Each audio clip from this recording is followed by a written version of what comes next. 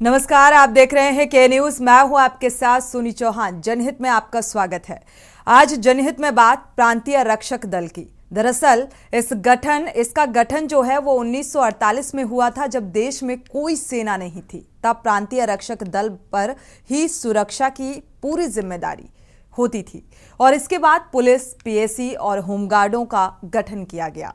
Police और PAC को नियमित कर दिया गया। होमगार्डों को अस्थायी मानदेय में बढ़ोतरी भी कर दी गई, लेकिन पीआरडी के जवानों की ओर से किसी ने इस ओर ध्यान नहीं दिया।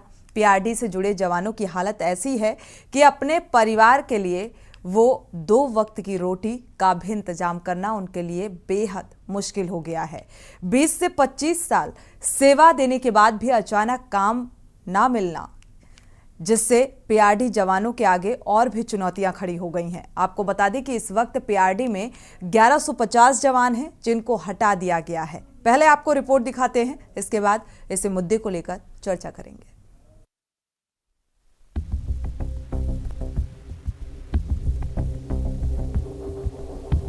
पीआरडी के किसी जवान ने अपनी जिंदगी के 20 साल तो किसी ने 30 साल गंवा दिए, लेकिन अब उन्हें महज इसलिए निकाला जा रहा है, ज्वाइनिंग के वक्त उनकी 18 साल से कम थी उम्र। और इस बात का खुलासा तब हुआ जब पीआरडी जवानों को डाटे की फीडिंग ऑनलाइन शुरू हुई। जब ज्वाइनिंग दी गई तब तो कोई नियमावली का ध्यान नहीं रखा गया, लेकिन अब लंबे समय तक सेवा देने के बाद उन्हें नियमों के आधार बनाकर बाहर का रास्ता दिखाया जा रहा है। अब पीआरडी जवानों के सामने बड़ी मुश्किल खड़ी हो गई है। पहले तो मानदेय कम था और अब बेरोजगारी से भी जूझना पड़ेगा। देखिए, मेन परेशानी सबसे पहले हमारी आ रही है। इस टाइम जो अंडर एज के जवान है हमारे, जो पहले अधिकारियों ने भर्ती कर लिए थे, उनको कम ड्यूटी पे रोक दिया गया है। लगभग 1150 जवान हैं पूरे उत्तर प्रदेश में, जिनको ड्यूटी पे रोक दिया गया है। सबसे पहले हमारी मांग तो यह है कि उनको ड्यूटी पे वापस लिया जाए। जो समस्याएं हैं अधिकारियों से या उनसे बात कर उनको समाधान करके हमें रोजगार उपलब्ध कराया जाए। दूसरा, सबसे बड़ी बात हमारी यह है कि समान कार्य का समान वेतन का हमारा मामला चल रहा है और माननीय उच्च न्यायालय से हम 3/8/2023 को जीत भी गए हैं। उसका अभी सरकार ने कोई अनुपालन नहीं किया है। हमें भी समान कार्य का समान वेतन दिए जाने के लिए मान्य सुविधा दिए जाने का आदेश पारित हुआ है। अभी भी शासन प्रशासन ने किसी प्रकार का कोई भी कदम नहीं उठाया है। साहब, हम लोगों का ड्यूटी अभी चल रहा था लास्ट मंथ सितंबर के।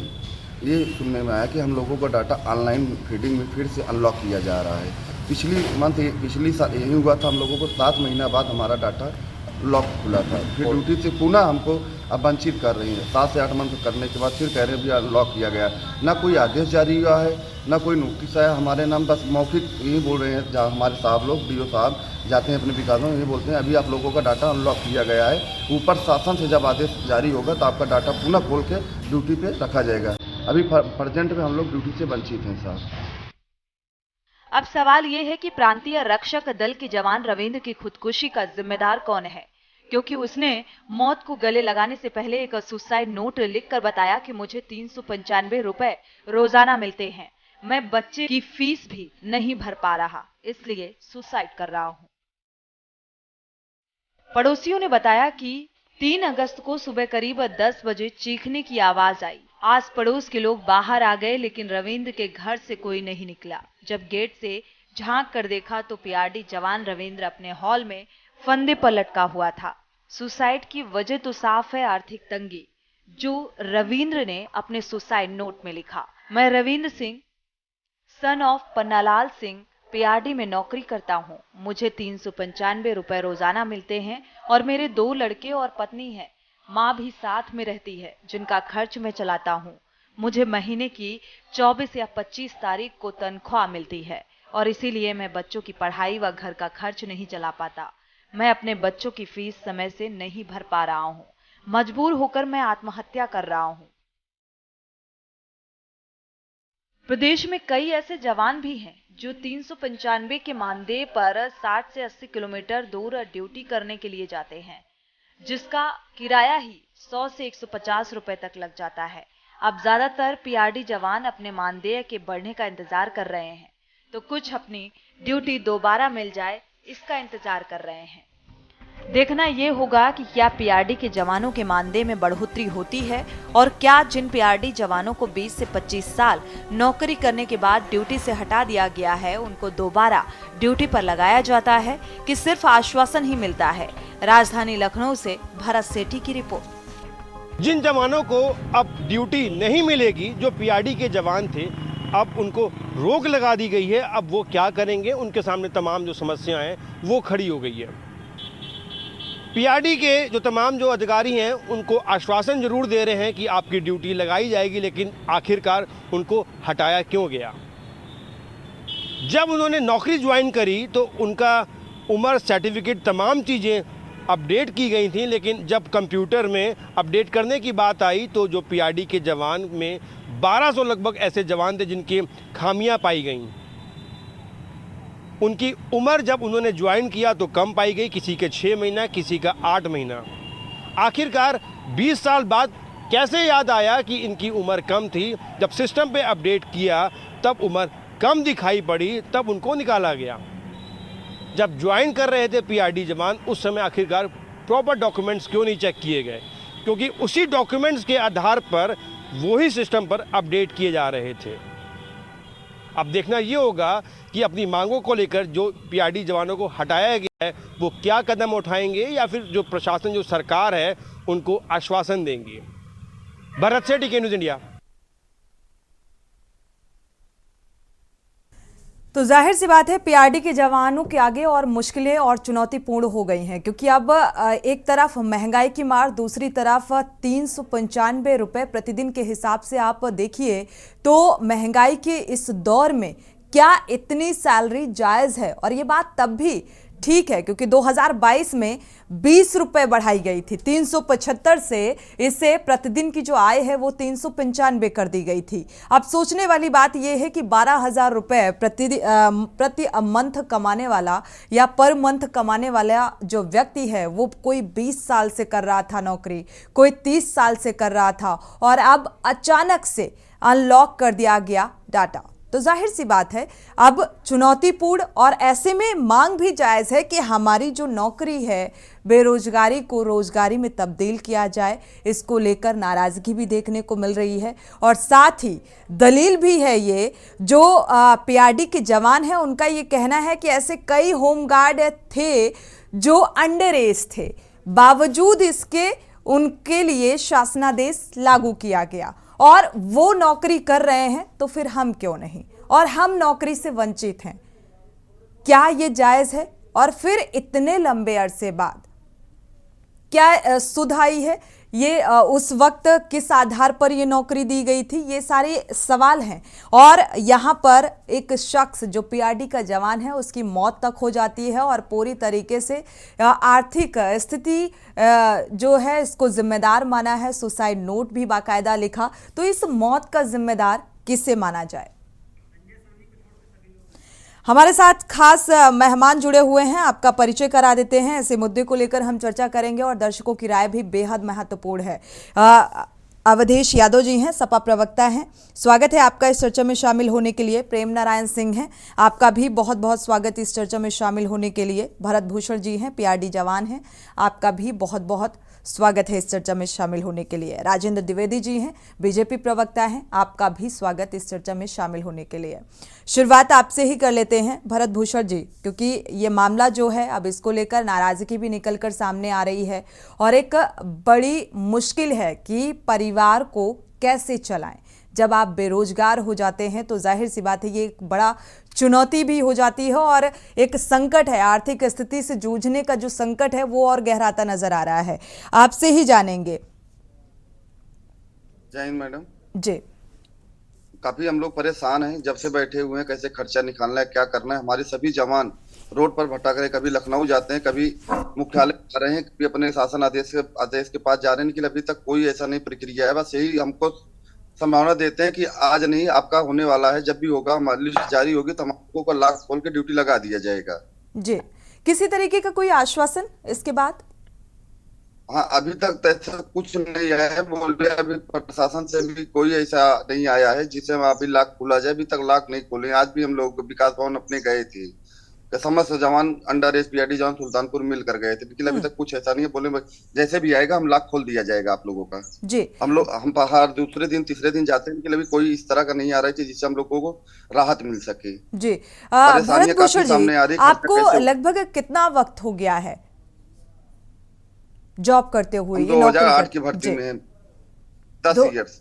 जी 10 सालों से आप जॉब कर रहे हैं। जब भर्ती हुई, क्या ये डॉक्यूमेंट्स सबमिट कराए गए थे? ऐसा कुछ कहा गया था कि इस आधार पे होगा?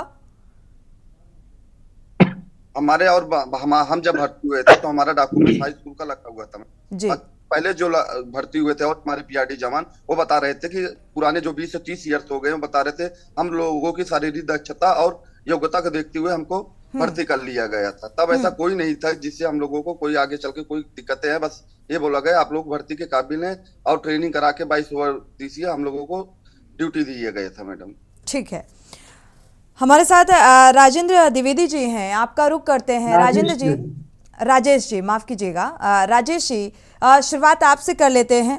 ऐसा क्या हो गया जब भर्ती की गई या नौकरी दी गई, तब ये दक्षता थी और सारे जो डॉक्यूमेंट्स थे वो भी सही थे, और अचानक से अनलॉक कर दिया जाता है, अचानक से अंडर एज कह दिया जाता है और इस आधार पर नौकरी से हटा दिया जाता है? कोई 20 साल से कर रहा है, कोई 25 साल से कर रहा है, कोई 30 साल से कर रहा है। देखिए मैडम, इस चैनल के माध्यम से मैं कहना चाहूंगा कि सरकार की इच्छा कभी नहीं होती है कि किसी भी परिवार को जो है रोजी रोटी से हटाया जाए, लेकिन देखना यह है कि सरकार और शासन के निर्देशानुसार क्या मान्यता दी गई है, किस रूप से उनको मान्यता दे दी चाहिए कि हाँ इनकी नियुक्ति होनी चाहिए कि नहीं होनी चाहिए, गलत नियुक्ति हुई है या अंडर एज में इस लायक है कि नहीं लायक है, तो वो उसका जो कानून प्रावधान है उसी प्रकार से कार्य किया जाता है। एक्चुअली जब इनकी भर्ती हुई और उस भर्ती के समय में इसकी सरकार थी, उस सरकार में क्यों नहीं जांच की गई, क्यों नहीं सही ढंग से जो है उनके 2008 में भरत भूषण जी बता रहे हैं 2008 से ये कार्यरत हैं। जी मेरी बात वही तो मैं कह रहा हूँ मैडम। उस समय हमको लग रहा है 2008 में बहन मायावती जी की सरकार थी।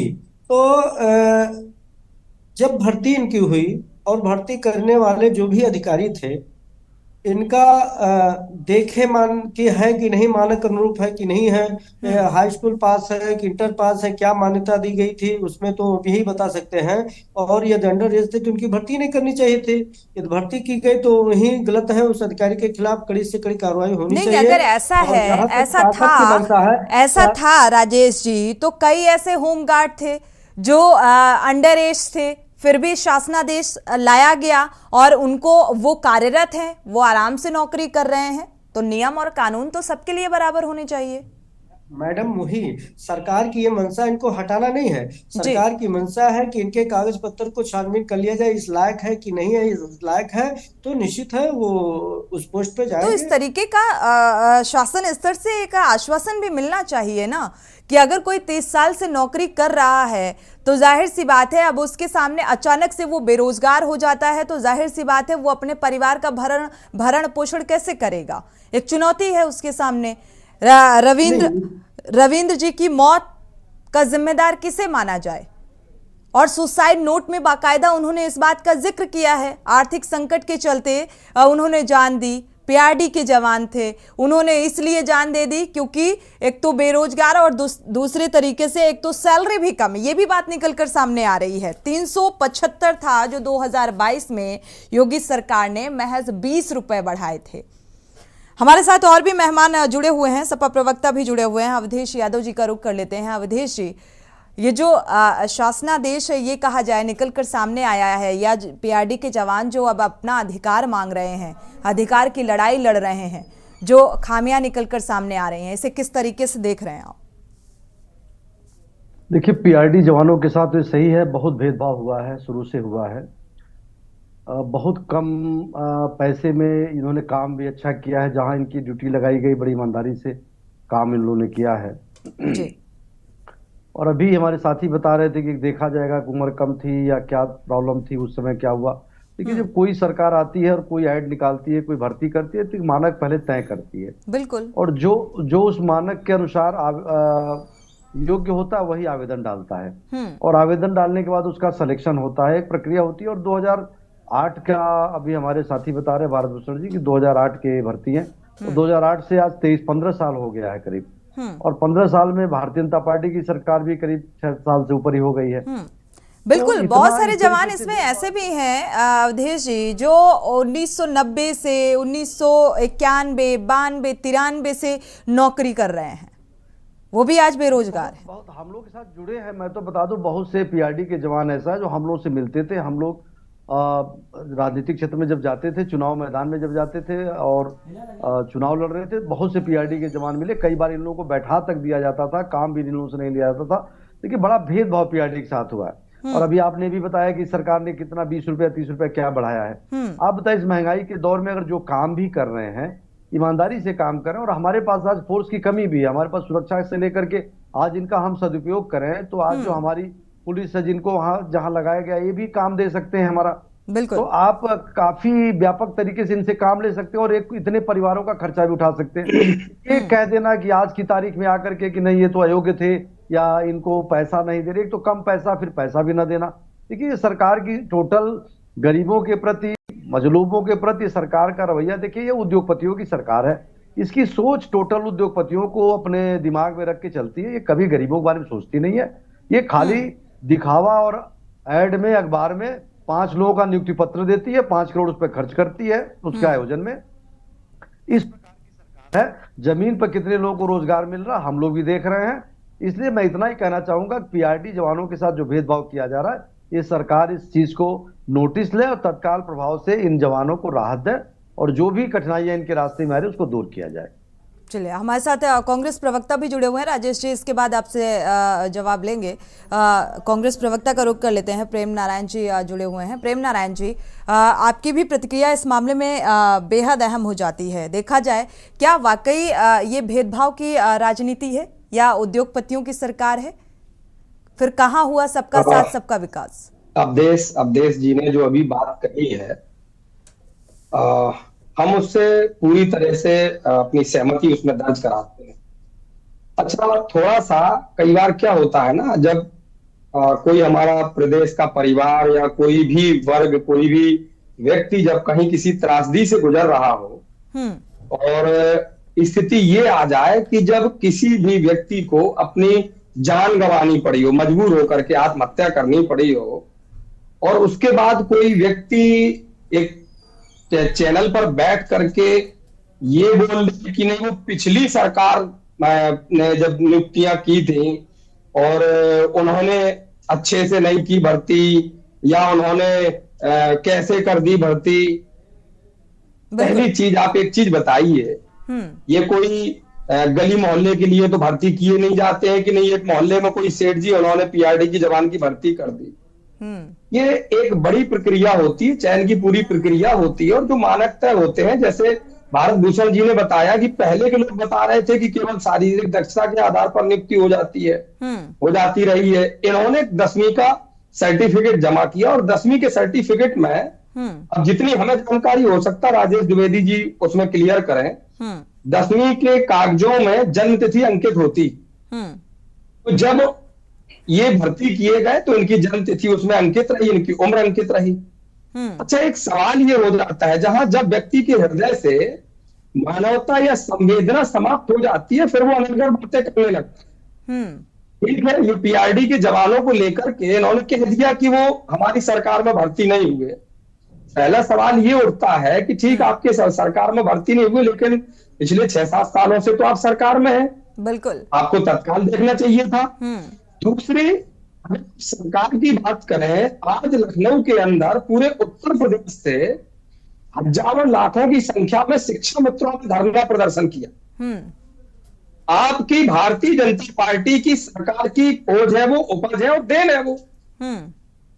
पिछली सरकार में शिक्षा मित्रों को, बीटीसी जो स्नातक थे, स्नातक शिक्षा मित्रों को समायोजित कर दिया वो बिल्कुल, शिक्षक के समान प्रदर्शन हो रहा है, लगातार मांग की जा रही है।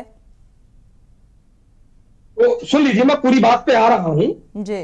अब जब उनको 30,000, 35,000, 40,000 मानदेय वेतन मिलने लगा, मानदेय से मुक्त हो गए, तो इनकी सरकार की नजर में वो शिक्षा मित्र अयोग्य हो गए। अब वही शिक्षा मित्र है, वही योग्यता है, वही शिक्षा है, और वो उन्हीं विद्यालयों में उन्हीं बच्चों को पढ़ाते हैं, लेकिन अब अयोग्य नहीं है। अब अगर वो अयोग्य है तो फिर वो शिक्षा कार्य कैसे कर रहे हैं? और अगर वो अयोग्य नहीं है तो फिर भाई क्यों आप उनको एक झूठे छलावे में दिखा रहे हैं? पहली बात। दूसरी बात, ठीक है। अगली नीट भर्ती अभी ताजा उदाहरण है। अगली नीट की भर्ती भारतीय जनता पार्टी की देन है। उसमें जवान अभी शहीद हो गया, बच्चा खत्म हो गया, आपने पल्ला झाड़ दिया, आप उसको शहीद का दर्जा नहीं देंगे। अरे भैया, ठीक है, आपके पास वापस लौटते हैं। हमारे साथ वरिष्ठ पत्रकार भी जुड़ चुके हैं। संजय सोनी जी, स्वागत है आपका इस चर्चा में शामिल होने के लिए। राजेश जी, इस बात की प्रतिक्रिया ले लेते हैं, आपसे जवाब ले लेते हैं। क्या वाकई यही फॉर्मूला जो है अप्लाई किया जा रहा है पीआरडी जवानों के साथ? राजेश जी। देखिए मैडम, अभी हमारे कांग्रेस के प्रवक्ता महोदय ये कह रहे थे कि भारतीय जनता पार्टी के शासन काल में पीआरडी जवानों को जो है दिक्कत हो रही है। मैं पूछना चाहता हूं कि जब समाजवादी पार्टी की शासन काल थी और कांग्रेस की सरकार थी, तो भर्ती प्रतिक्रिया में जो गरीब परिवार की प्रतिक्रिया में इन्होंने भर्ती किया था, तो क्यों इस लायक ऐसा किया कि जो है इनको अच्छे उसमें भर्ती नहीं किया कि 395 रुपए के रूप में काम करना पड़ा? शुरुआत में ही यदि उस लायक बना देते, जैसे और लेखपाल को और विभागों को इन्होंने, स्वास्थ्य विभाग को, जो भी भर्ती के शासनकाल में हुए, तो ये तो गलती इनकी पीआरडी जवानों की भर्ती जब हुई तो इनकी गलती है। अच्छा वेतन देना चाहिए। जिस मानक के आधार पर भर्तियां की गई वो मानक ही सही नहीं थे। बिल्कुल मानक नहीं सही थे, क्योंकि चलिए, आपका ये मानना है। ये बताइए, ठीक है। जिस प्रकार एक पुलिस परिवार थाने में ड्यूटी करता है, उसी प्रकार से जो है हमारे पीआरडी जवान और होमगार्ड भी जो है 24 घंटा में अपनी ड्यूटी लगन से करते रहते हैं। बिल्कुल, ये शासन स्तर पर इस बात को समझना चाहिए। जी मैडम, मैं वही कह रहा हूँ, करते हैं, लेकिन यह पिछली सरकारों ने, मानिए योगी जी ने तो 20 रुपया बढ़ाया प्रतिदिन के हिसाब से, लेकिन ये उत्तर प्रदेश में जब समाजवादी पार्टी पूज्य योगी जी के सरकार के पहले माननीय अखिलेश यादव जी की सरकार थी, तो 1 रुपया नहीं बढ़ा। कोई बात नहीं, आपने 20 रुपए बढ़ाया, लेकिन अभी भी तो मांग उठ रही है कि वेतन भी कम है और बेरोजगार भी हो गए, अंडर एज भी बता दिया गया, और भेदभाव की राजनीति की जा रही है। यहाँ पर होमगार्डों के साथ भी इसी तरीके का बर्ताव किया जाना चाहिए था। नहीं मैडम, कोई भेदभाव नहीं, यह निश्चित। ठीक है, आपके पास वापस लौटते हैं। दर्शक जुड़े हुए हैं, उनकी राय साझा कर लेते हैं। गिरीश शुक्ला जी जुड़े हुए हैं, स्वागत है आपका, अपनी राय साझा कर सकते हैं गिरीश जी। हम सरकार को ये बताना चाहते हैं कि अंडर एज आदमी को यदि भर्ती किया गया है तो उसको यदि वो जब एज पे आया उसी समय आप हटा दीजिए तो हटा दीजिए। अगर एज पे आने के बाद जब वो रिक्वायर्ड एज को फिलअप करके 90 डेज अगर काम लगातार आप उससे ले लेते हैं, उस कैजुअल लेबर को आपको रेगुलर कर्मचारी घोषित करना पड़ेगा। इसमें नियम है। ये सरकार राजनीतिक उद्देश्य से, राजनीतिक विद्वेष से इन लोगों को हटा रही है। नियम नहीं है हटाने का। अगर आपने 16 साल के बच्चे को लिया है, लेना चाहिए था 18 साल के, लेकिन अगर 18 साल का जिस दिन वो पूरा हो गया उसके बाद 90 डेज अगर आप काम ले चुके हैं लगातार उससे, तो उसको इंटाइटलमेंट है, उसे रेगुलर करिए, सारे उसको मिलने चाहिए। ये नियम है, भारत सरकार का भी है, उत्तर प्रदेश शासन का भी है। ये धोखाधड़ी बंद करो और विद्वेष बंद करो। शुक्रिया गिरीश जी, बहुत बहुत शुक्रिया आपका ये राय साझा करने के लिए। राजेश जी, ये दर्शकों को भी पता है कि अगर 90 दिन तक काम लिया जाता है, भर्ती किसी भी मानक के आधार पर हुई हो, लेकिन मौजूदा वक्त में क्या कुछ परिस्थितियां हैं, क्या कुछ बैकग्राउंड है, आर्थिक स्थिति क्या है, ये देखना भी तो शासन स्तर पर जिम्मेदारी बनती है ना। कहा ही गया है उस मानक के अनुरूप वो परिवार, वो पीआरडी जवान आ रहा है कि नहीं आ रहा है, ये जांच का विषय है। और निश्चित है पूज्य योगी जी की सरकार में किसी को कोई दिक्कत नहीं होगी। जो ठीक है, बेरोजगार तो है जांच उनको रोजगार जांच मिल रहा चलती है, रहती, पीआरडी जांच जवानों इसमें निर्धारित की जाती, लेकिन तब तक बेरोजगारी तो नहीं झेलनी पड़ती इन पीआरडी जवानों को। और अगर बेरोजगार किया भी तो कुछ आर्थिक स्थिति को ध्यान में रखकर कोई ऐसा आदेश भी शासन स्तर से सामने आना चाहिए। हमारे साथ संजय सोनी भी जुड़े हुए हैं, प्रतिक्रिया ले लेते हैं। संजय सोनी जी, आपका रुख करेंगे। पीआरडी जवान जो आज बेरोजगार हैं, जो 30 सालों से नौकरी कर रहे हैं, वो आज बेरोजगारी की कगार पर पहुंच चुके हैं। अभी तक किसी भी तरीके का कोई आश्वासन नहीं मिला, कैसे देखते हैं?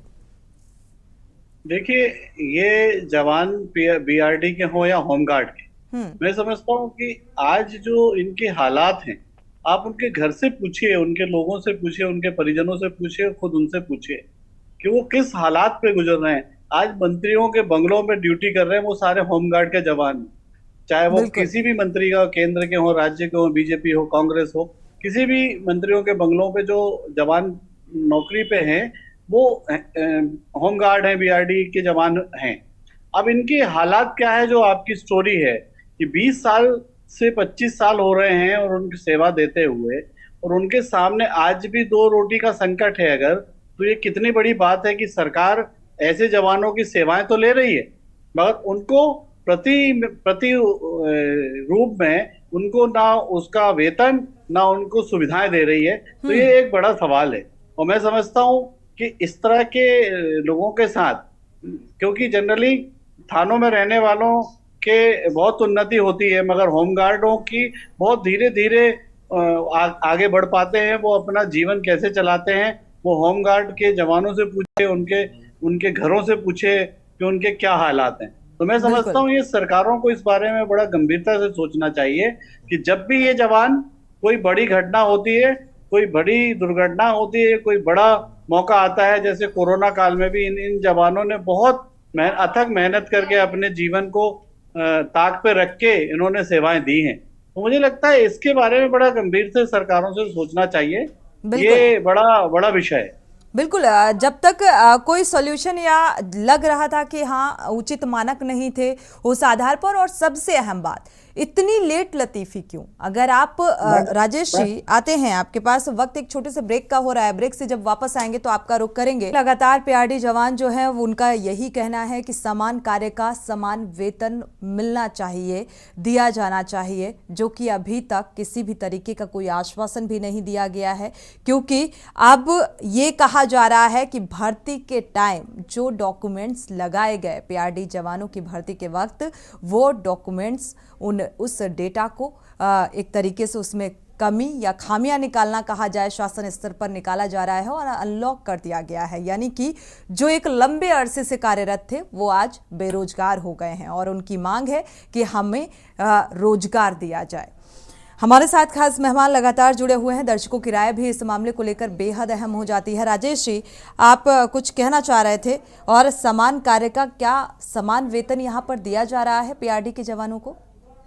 मैडम, मैं कहना चाहता हूं कि मैंने कहा कि जिस समय प्रांतीय रक्षक दल के परिवार की नियुक्ति हुई, हिसाब से मानक अनुरूप इन लोगों का क्या था, वो सिस्टम में क्यों नहीं हो रहा है, वो तो सिस्टम के अनुसार ही चलेगा पता जांच के उपरांत में। दूसरा विषय, भारतीय जनता पार्टी के ही सरकार आने के पश्चात में पूज्य योगी जी के नेतृत्व में देखिए किस प्रकार से हमारे जो होमगार्ड परिवार का जो है कितना कम वेतन पे काम करते थे, और पूज्य योगी जी के सरकार में आने के बाद में आज 20 से जो है लगभग 22,000 के लगभग वेतन जो पा रहे हैं, ये योगी जी के ही सरकार में है। तो सरकार की एक मंशा है कि जो भी 375 से 395 कर दिया गया, तो कौन सा इतना बढ़ा दिया गया वेतन? और हमारे साथ लगातार भरत भूषण जी भी, पीआरडी के जवान भी मौजूद हैं, जुड़े हुए हैं, उनसे भी जानेंगे कि क्या आप संतुष्ट हैं। हालांकि अभी संपर्क टूट गया है, जुड़ेगा तो जरूर पूछेंगे।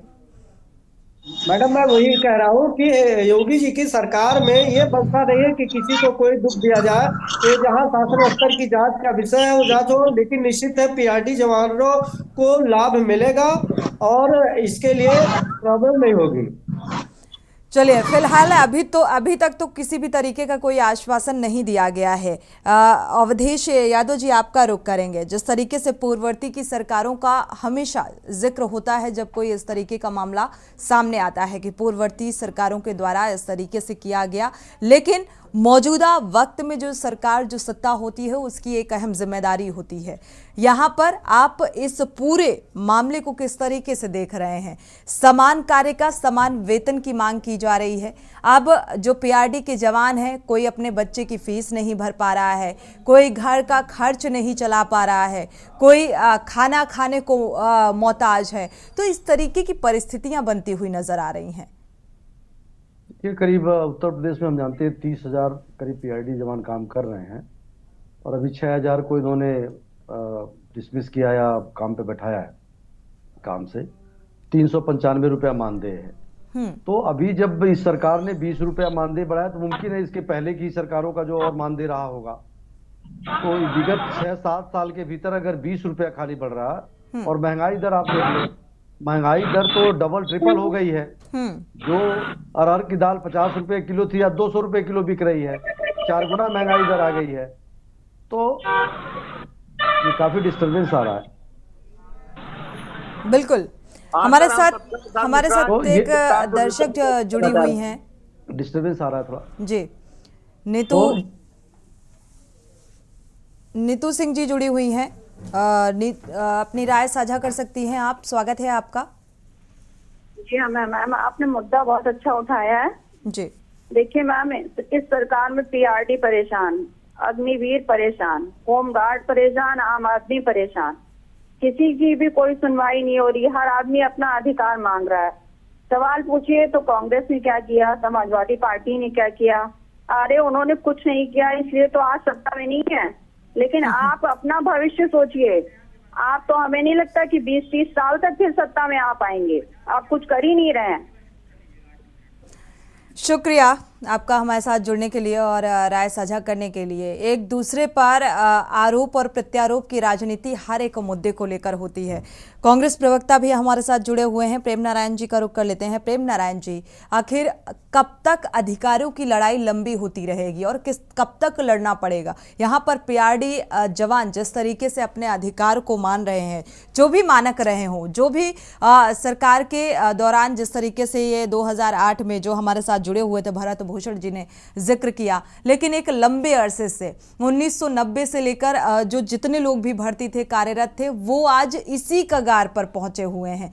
तो क्या उन मानकों को ध्यान में रखते हुए या इन पीआरडी जवानों की परेशानी को समझते हुए, आर्थिक स्थिति को समझते हुए सरकार को इन बातों का संज्ञान नहीं लेना चाहिए? दरअसल सबसे बड़ी बात क्या है, भारतीय जनता पार्टी का एक एजेंडा है। जो भी हमारी एक जो दर्शक बहन बात कर रही थी, उन्होंने बता दिया ना कि इनका काम है कि कभी सपा पे फोड़ दो, कभी बसपा पे फोड़ दो, कभी कांग्रेस पे फोड़ दो। ये लोग, इनकी मानसिकता वही है जो मैं पिछली उसमें अपनी बात कर रहा था, आपने रोक दिया बीच में जी। अग्निवीरों की बात अभी हमारी बहन ने उठाई, जो दर्शक थे। अग्निवीर योजना इन्होंने चलाई। योजना चलाने के बाद में 4 साल के लिए आप एक युवा को नौकरी पे भेज रहे हो, ऑन ड्यूटी जब वो खत्म होता है, वो अपना दिवंगत होता है, उसको आप शहीद नहीं मान रहे हो, कोई सेवा नहीं दे रहे हो, कोई सुविधा नहीं दे रहे हो। इससे क्या है, आप इन युवाओं का, नौजवानों का सेना की तरफ से एक तो मन हटा रहे हो, दूसरी तरफ एक जो सामान्य कृषक परिवार होते हैं, मजदूरों के परिवार होते हैं, या सामान्य परिवारों के, अब मैं 100% नहीं कह सकता हूं, लेकिन सेना में, अर्धसेना में, पीआरडी में, होमगार्ड में, पुलिस में, इन सारी जगहों पर अगर आप देखेंगे तो 80 से 90% लोग किसानों के, मजदूरों के और कामगार लोगों के बच्चे होते हैं, उनके परिवार के लोग होते हैं जो यहाँ नौकरी करते हैं। अच्छा, हमारे साथी बार बार ये कह देते हैं उनका हुसैन के लिए एक बड़ी इंटरेस्टिंग कहानी बताऊं।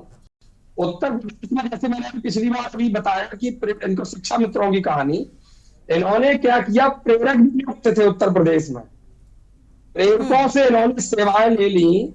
और अब आप समझिए, अगर मैं फिर कह रहा हूं, आप सरकार में बैठे हैं, आपका तो ड्रोन कैमरा चलता है, ड्रोन कैमरा देख लेता है किस किसान ने कहां पर आली जला दी, आपके सारे बड़े हाईटेक सिस्टम है। और अब हमारे प्रधानमंत्री जी टेलीप्रॉम्प्टर से चल जाते हैं, वो सब बता देते हैं, साथ कुछ उनके पास रहता है। फिर ये सरकार में आने के बाद क्यों डेटा चेक नहीं करते हैं? प्रेरकों से उन्होंने काम ले लिया, किसी से 6 महीने शिक्षण कार्य करवा लिया, किसी से 1 साल करवा लिया, ज्ञापन खेलते घूम रहे हैं, उनको ये भुगतान नहीं कर रहे हैं। अब जब इनसे बात करेंगे तो ये पिछली सरकार की नाकामी है।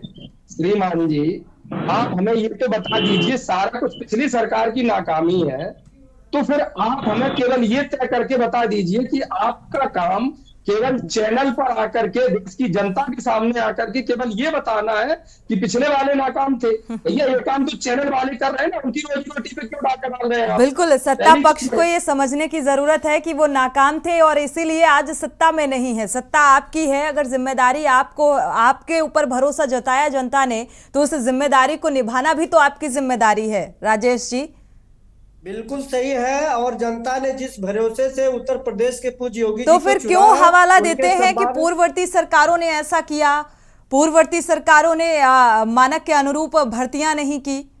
चाहे हमारे शिक्षक परिवार के जवान हो, मैं पूछना चाहता हूँ, समाजवादी पार्टी और कांग्रेस के प्रवक्ता भी शिक्षा को लेकर के कह रहे थे, क्या इनका यही टैक्टिक था कि जो शिक्षक संघ को इन्होंने भर्ती किया था वो एक टेस्ट ना पास कर पाए? सोनी जी, इनसे ये पूछिए कि मैं 95 के पूछना भर्ती के चाहता लोगों को हूँ, निकाला जा क्या रहा है। अज्ञानता के जो रास्ते पे आदमी पूरे 95 समाज को से काम झूठना कर चाहते रहा है, हैं? 20 साल से काम कर रहा पूरे है, समाज को आज अज्ञानता की के योग्यता साथ में में माप रहे हैं। पूज्य योगी जी ने राजेश यही जी, तो कहा है, एक एक करके वन बाय वन। कि जो भी देखिए, शिक्षक परिवार है इस टेस्ट को पास कर ले, उसके बाद वो टीचर हो जाएंगे।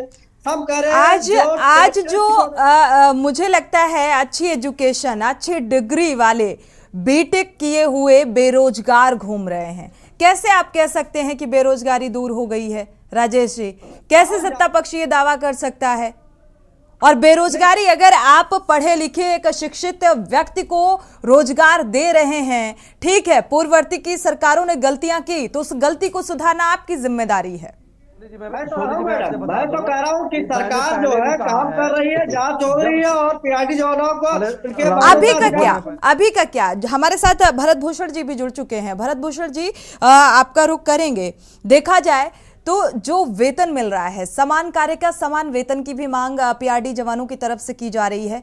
आपके परिवार में कितने सदस्य हैं और आप बेरोजगार हैं, और इस जिम्मेदारी को उठाना कितना चुनौतीपूर्ण महसूस हो रहा है? बहुत बड़ा चुनौती है हम लोगों के सामने। 10 परिवार हमारा है, ये सोचना पड़ता है कि बच्चों का फीस कैसे दें, कहाँ से अपना राशन चलाएं, कहाँ से सब्जी लें, किस तरह से हम अपना घर का पालन पोषण करें। हमारे सामने बहुत आर्थिक स्थिति कमजोर होती जा रही है। हमारे समस्त जवान जितने भी हैं, अंडर एज जवान है, बाकी पीआरडी और भी जवान, सब परेशान है, क्योंकि 395 रुपए में सोचा जाता है कि ड्यूटी देते हैं, मैं साइकिल से जाऊं या सवारी से जाऊं या अपने खुद के साधन से जाऊं। आपकी आवाज क्लियर नहीं है बचत बचा 2000 भरत भूषण जी। जी हाँ जी जी। तो ये बीजेपी सरकार आने के बाद हमको लगा कि हम पीआरडी जवान है, क्योंकि बराबर ड्यूटी दी गई है हमको, फिर हमको हमारा 395 रुपया मानदेय रखा गया है जी। इसके पहले हम लोगों को भी ड्यूटी भी बराबर नहीं मिलती थी। जी मैडम। एक दर्शक इसी बीच जुड़े हुए हैं कुरुक्षेत्र से, चंद्र प्रकाश जी, उनकी राय साझा कर लेते हैं। स्वागत है आपका, अपनी राय साझा कर सकते हैं चंद्र प्रकाश जी। सोनी जी नमस्ते। जी नमस्कार। मैं ये कहना चाहता हूँ कि आज जो है नेताओं की विश्वसनीयता खत्म हो चुकी है सोनी जी। उसका उदाहरण मैं बताता हूँ। एक पार्टी जो ये कह रही है कि हम जातियों में बांटेंगे देश को, एक 100 का नोट दे के जाइए, उसके 4 टुकड़े कर दीजिए और एक टुकड़ा पकड़ा करके दुकानदार को ये कहिए कि आप हमें सामान दो, क्या देगा सामान? नहीं देगा। परंतु वहीं 1965 में जब 1 नए पैसे का सिक्का चलता था तो उसके ऊपर लिखा हुआ था 1 रुपए का 100वां हिस्सा, 54 के ऊपर लिखा हुआ था 1 रुपए का 4था भाग, 98 पे लिखा हुआ था आधा भाग। मैं ये कहना चाहता हूँ कि उस समय सिक्के की 1 नए पैसे की विश्वसनीयता थी, परंतु आज हमारे राजनेता क्या कर रहे हैं? मैं अंत में इतनी बात कहना चाहता हूँ कि जो अपने पिता की साइकिल लेकर के भाग गया, जिसके लिए हमारे रिश्तेदार कहते हैं उत्तर प्रदेश में कि जो ना हुआ अपने बाप का कहाँ से हो जाएगा आपका, जनता का कहाँ से हो जाएगा वो अकेले? चलिए, शुक्रिया हमारे साथ जुड़ने के लिए और ये राय साझा करने के लिए। ये दर्शकों की राय है और मुझे लगता है इस डिबेट में बैठे हुए सभी जिम्मेदारों को थोड़ा सा इन बातों पर भी गौर फरमाना चाहिए। संजय सोनी जी भी लगातार जुड़े हुए हैं। प्रेम नारायण जी, आप कुछ कहना चाह रहे थे? नहीं, कहने के लिए देखिए, होता क्या है सोनी जी, समाधान कब निकलता है? समाधान निकालने के लिए सबसे पहले होता है कि हम अपनी जिम्मेदारी समझें कि हमारा नैतिक दायित्व है। हम अगर प्रजापालक की कुर्सी पर बैठे हुए हैं, हम राजा की सिंहासन पर बैठे हुए हैं, तो हमारी केवल जिम्मेदारी रोना नहीं है, हमारी जिम्मेदारी है देखना। भरत भूषण जी ने अभी एक अपनी वेदना बताई, इनकी ड्यूटी है और हम लोग भी देखते हैं, चूंकि हम लोग समाज में ही रहते हैं, कहीं बाहर नहीं रहते हैं। कोई पीआरडी का जवान, किसी को 20 किलोमीटर ड्यूटी के लिए जाना पड़ता है, किसी को 50 किलोमीटर जाना पड़ता है, किसी को 100 किलोमीटर जाना पड़ता है। आज महंगाई के जमाने में आप एक चीज सोच लीजिए, 395 रुपए योगी जी ने 20 रुपए बढ़ा दिए। 395 रुपए, अगर उसका 60-70 किलोमीटर 90 किलोमीटर अगर वो ड्यूटी जा रहा है, तो उसमें से 250-300 रुपए का तो वो पेट्रोल कितना अच्छा बाइक उसका क्या बचाएगा क्या खाएगा वाली नौबत आ जाती है जी। में पीआरडी जवानों को जो है काम ही नहीं मिलता था, वो बेचारे जो है घर पे बैठ करके अपना जो है खेती पाती करते थे। उनको चलिए, अभी भी तो मिला हुआ है राजेश जी, अभी भी तो बिठा दिया ना। ड्यूटी तो उनको मिल रही है, जो ड्यूटी कर रहे थे, नौकरी कर रहे थे, वो फिर से घर पर बैठे हुए हैं। उसका क्या, उसको लेकर सरकार कुछ सोचेगी? आप कुछ पहल करेंगे? मुक्त नहीं किया गया। जिस प्रकार से आप लोगों ने नियुक्ति मानक रूप से नहीं किया था, उसका जांच हो रहा है। जांच के उपरांत जो सही है, आज जो आप क्या आपकी सरकार ने आश्वासन दिया कि जांच कर रहे हैं, जांच के बाद नियुक्त करेंगे आपको? जो आज भर्ती कर रही है, ठीक है, एक एक करके सिस्टम से आप लोगों ने किस प्रकार भर्ती एक एक करके बोलेंगे तो समझ में आएगा। दर्शक जुड़े हुए हैं, उनकी राय साझा कर लेते हैं। चंद्रशेखर जी लखनऊ से जुड़े हुए हैं, स्वागत है आपका, अपनी राय साझा कर सकते हैं चंद्रशेखर जी। नमस्कार मैडम जी। हेलो जी नमस्कार, अपनी राय साझा मैडम, कर ये सकते हैं जो जी। मैं बस इतना कहना चाहता हूँ कि पीआरडी के जवानों को जो जिन्होंने इतने साल तक सेवा करी है पीआरडी में रह के, उनको अचानक बैठाल दिया गया है, तो कम से कम इतना तो सोचना चाहिए था कि उनके परिवारों को क्या होगा। अगर कोई कागजी कार्रवाई है उसको कर रहे हैं, तो उसमें ये भी देखना चाहिए कि जिन लोगों को बैठाला जा रहा है उसके पीछे उनका परिवार पूरा है, और वो परिवार का भरण पोषण कैसे करेंगे।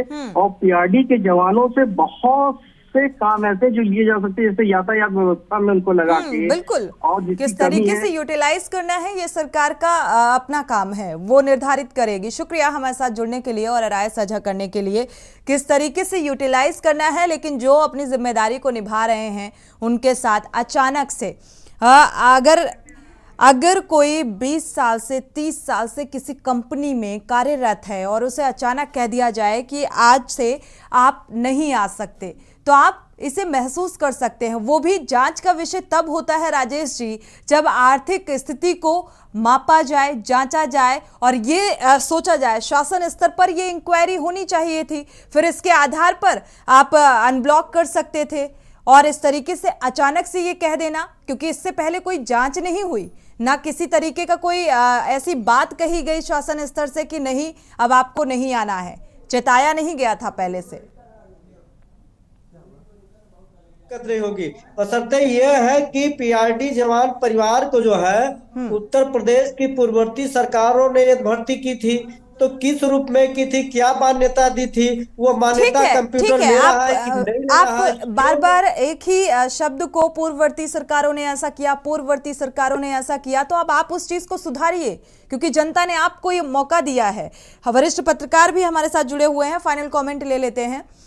संजय सोनी जी, स्थितियां जो भी बनती नजर आ रही हैं, क्या आपको नहीं लगता कि थोड़ा सा लेट लतीफी हुई है शासन स्तर पर मिलेगा इस बात का संज्ञान लेने में? अगर करना ही था तो बहुत पहले सुध ली गई होती।